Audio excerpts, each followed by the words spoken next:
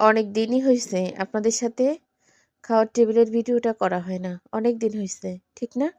আসলে সময় স্বল্পতার জন্য হয়ে ওঠে না। এখন তো শীতকাল, উঠতে কিন্তু একটু অলস কাজ করে। এই উঠতেছি, এই উঠবো, এই করে করে কিন্তু একদম ৮টা বেজে যায়।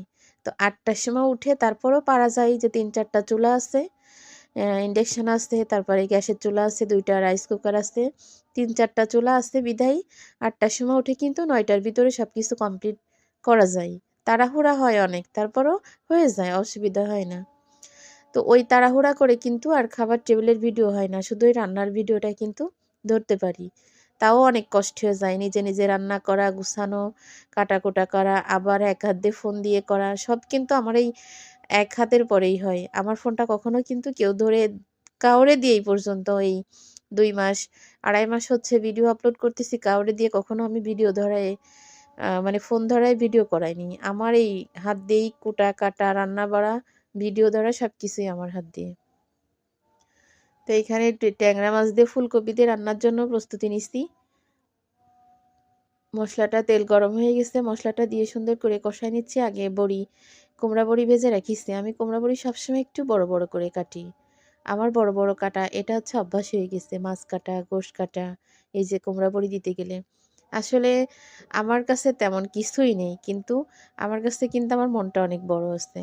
আমি কখনো হয়তো আমার এই সামান্য ছোট্ট সংসারে ওইভাবে কাউরে সাহায্য করা বা কারোর পাশে থাকার মতো কিন্তু কিছুই নেই।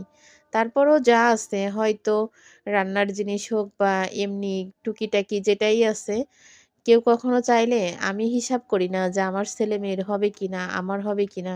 এটা আমি হিসাব করি না। এটা আমি হিসাব না করেই আমি যেই সামনে আসে বা যারই প্রয়োজন হয় আমার কাছে আসে তারে আমি দিয়ে দিই যে যা হবে পরে দেখা যাবে।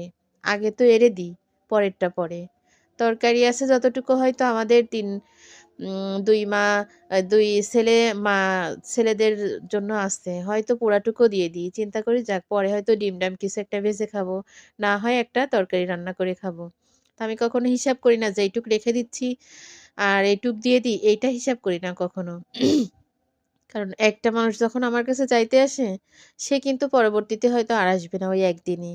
কিন্তু একদিনই যদি আমি হিসাব করে দিই, সারা জীবন বলবে যে ওদের ওইখানে গেছিলাম, এই জিনিসটা এতটুকু দিছে, আর ওখানে যাওয়া যাবে না। কিন্তু এই জিনিসটা সারা জীবন থেকেই যাবে। হয়তো আপনার জায়গায় আমি হলেও আমি এই কথাটা বলতাম, আমার জায়গায় আপনি হলেও আপনিও কিন্তু সেম কথাটা বলতেন। এজন্য কেউ কখনো আসলে পিছনের দিকে তাকিয়ে দেখবেন না। সামনে যা আছে তাকে তাই দিয়েই দিবেন।